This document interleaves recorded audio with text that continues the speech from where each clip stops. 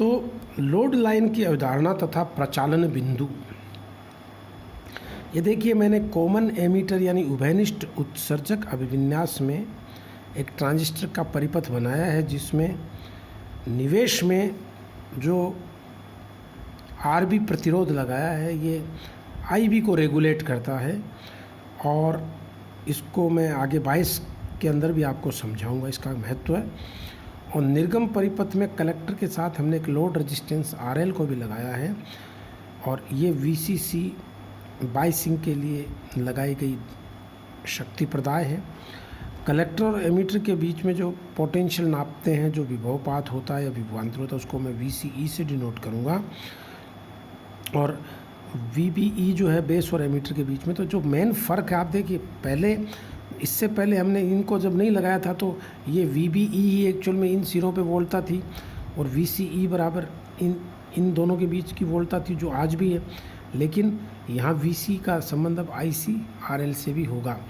तो उभयनिष्ठ उत्सर्जक अभिविन्यास में ट्रांजिस्टर के प्रवर्धक के रूप में उपयोग हेतु उपरोक्त चित्र में जब उचित बायस के पश्चात कोई संकेत, उचित बायस यहाँ आरबी से रिलेशन है, निवेश में नहीं लगाते हैं। जब कोई संकेत निवेश में नहीं लगाते, आप बायसिंग करने के बाद मान लो आपने इनपुट नहीं लगाया, तो इनपुट नहीं लगाओगे तो ऐसी कंडीशन में जो भी अभिलाक्षणिक आएगा, पहली बात निवेश नहीं लगाएंगे तो इसको हम शांत अवस्था कहते हैं। इट इज़ कॉल्ड काम स्टेट ऑफ द ट्रांजिस्टर। कोई इसमें हलचल नहीं है। बाहरी परिपथ में आप ये देखिए, ये निर्गम परिपथ है, इसमें अगर किसी क्षण धारा आईसी बैठती है, कलेक्टर करंट, तो आप इसमें किरचॉफ का रूल लगाइए। देखिए यहाँ से शुरू करिए, plus VC minus I C R L minus V C बराबर 0। तो ये देखिए वी सी सी बराबर आ जाएगा I C R L plus V C E. ये किरचॉफ का रूल है इस लूप में, द्वितीय नियम। इससे I C into R L बराबर हो जाएगा minus V C E plus V C C. R L का आप भाग लगाइए, तो आई सी बराबर आएगा -1/RL into V C plus V C C upon R L. अब आपको सबको मालूम है कि निर्गम अभिलाक्षणिक वक्र क्या होते हैं, आई सी और वी सी में खींचे गए वक्र। अगर आप इस समीकरण को ध्यान से देखें तो y बराबर -mx प्लस सी के जैसी ये समीकरण है। यानी आई सी और वी सी के मध्य का जो यहाँ ग्राफ है, इस समीकरण के अनुसार वो एक स्ट्रेट लाइन होगा, सीधी रेखा होगी, जिसकी प्रवणता ऋणात्मक होगी, और जिसका अंतःखंड जो y एक्सिस पर है वो धनात्मक होगा, VCC/RL। तो ये बात आप समझिए, ये क्या कहता है कि VCC के नियत मान पर IC तथा VC के मध्य समीकरण y बराबर mx प्लस सी के अनुरूप है, जहाँ m बराबर -1/RL प्रवणता और c बराबर VCC/RL अंतःखंड है। ट्रांजिस्टर के निर्गम अभिलाक्षणिकों के साथ खींची जाने वाली ये सरल रेखा, इसको लोड लाइन कहते हैं। ये लोड लाइन आप देखेंगे कि ये लोड लाइन है, ये वाली, ये इसका यहाँ आई सी वाली एक्सिस पे जो कटान बिंदु होगा उसके कोऑर्डिनेट्स 0, VCC/RL होंगे, क्योंकि यहाँ VC 0 है, और आई सी बराबर 0 की इस लाइन पे इसके कटान बिंदु VCC/RL, VCC, 0 होंगे। देखिए RL नहीं आएगा इसमें, वोल्टा की एक्सिस है, तो VCC, 0 होंगे। अब निवेशी धारा के नियत मान पर आप मान लीजिए RL को लगाने के बाद में, ये सरल रेखा खींचने के बाद, सपोज करिए 100 माइक्रो एम्पियर IB के लिए आपने कैरेक्टरिस्टिक कर्व खींचा, निर्गम अभिलाक्षणिक वक्र, वो अभिलाक्षणिक वक्र निश्चित रूप से इस तरह से आएगा।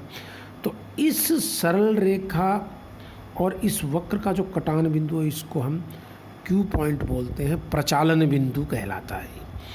इसका मान बहुत महत्वपूर्ण होता है। ये हमेशा इस लोड लाइन और सक्रिय क्षेत्र के, ये देखिए ये सक्रिय क्षेत्र है ट्रांजिस्टर का, इस सक्रिय क्षेत्र के इसके बीच में ये बिल्कुल होना चाहिए लगभग, ताकि जब निवेशी संकेत लगाया जाता है और IB के मान में परिवर्तन होने से, अगर लोड लाइन की IB के मान में परिवर्तन होने से किसी प्रकार से अगर संकेत बदलता है, तो ट्रांजिस्टर कभी भी कट ऑफ मोड में या संतृप्त क्षेत्र में नहीं जाना चाहिए, नहीं तो डिस्टॉर्शन या अपरूपण पैदा हो जाएगा। तो ये जो बात मैंने समझाने की कोशिश की, वो देखो यहाँ स्पष्ट है कि निवेशी धारा के नियत मान पर निर्गम धारा तथा वोल्टा के मध्य वक्र जब लोड लाइन के साथ खींचा जाता है तो इसे गतिक अभिलाक्षणिक वक्र कहते हैं। तो ये एक नई परिभाषा है आपके लिए। कि गति का अभिलाक्षणिक वक्र क्या होता है, तो आप जवाब देंगे निवेशी धारा के नियत मान पर निर्गम धारा तथा वोल्टा के मध्य जब ग्राफ वक्र लोड लाइन के साथ खींचा जाता है तो इसे गति का अभिलाक्षणिक वक्र कहते हैं। और लोड लाइन तथा निर्गम अभिलाक्षणिक वक्र का कटान बिंदु ही ट्रांजिस्टर का प्रचालन बिंदु कहलाता है। इसकी इतनी ज़्यादा इंपॉर्टेंस है कि जब आप इसका एम्पलीफायर के रूप में यूज़ करें तो आपको पहले कंफर्म करना पड़ेगा कि क्यू पॉइंट जो है वो सक्रिय क्षेत्र में ही रहे। आपने मान लीजिए निवेशी संकेत लगाया और उससे क्यू पॉइंट कहीं संतृप्त क्षेत्र में या अक्रिय क्षेत्र में चला गया कट ऑफ मोड में, तो ट्रांजिस्टर कभी भी अच्छे एम्पलीफायर की तरह बिहेव नहीं करेगा। तो अपरूपण रहित प्रवर्धन के लिए शांत अवस्था में प्रचालन सक्रिय क्षेत्र के भाग के लगभग मध्य में होना चाहिए, ये कंडीशन है, ये पूछा जाता है सवाल। तो इस प्रकार आप इसे समझा सकते हो। अब मैं आऊँगा एच प्राचालियों के तुल्य परिपथ। बच्चों, हमने पहले चैप्टर में एच प्राचाल, वाई प्राचाल और जेड प्राचाल पढ़े। मैंने आपको कहा था संकर प्राचाल कहलाते हैं एच यानी हाइब्रिड पैरामीटर। इनका उपयोग ट्रांजिस्टर के क्षेत्र में सबसे ज़्यादा होता है। कारण क्या है? इसको संकर इसलिए बोलते हैं कि इसमें जो चारों प्राचाल हैं वो अलग अलग राशियाँ व्यक्त करते हैं। ये प्रतिरोध व्यक्त करता है, ये वोल्टा लाभ, ये धारा लाभ और ये प्रवेश्यता को प्रदर्शित करता है। तो सारे पैरामीटर इसी में डिफाइन होते हैं।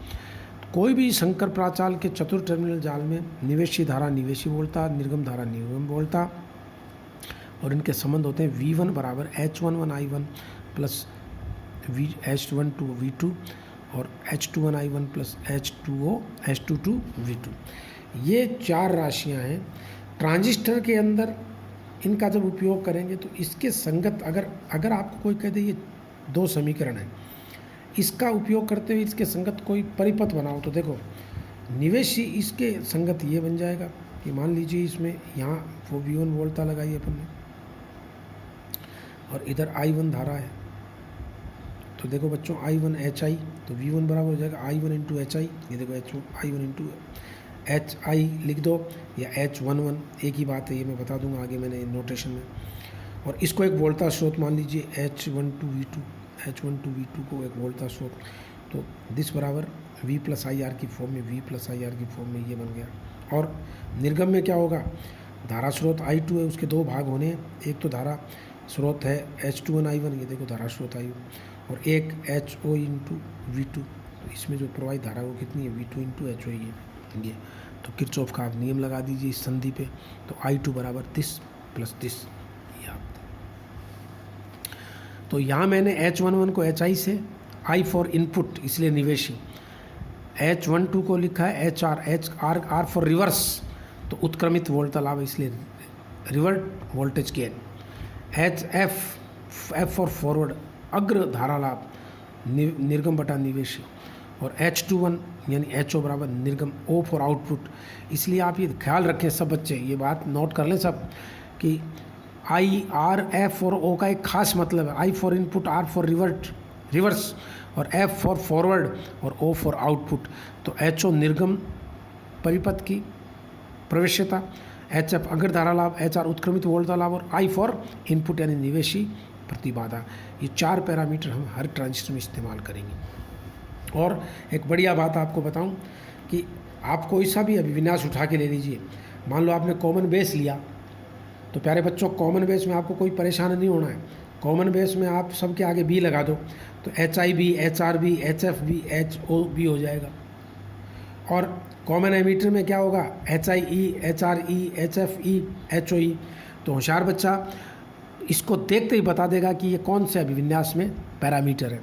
कॉमन कलेक्टर में HIC, HRC, HFC, HOC।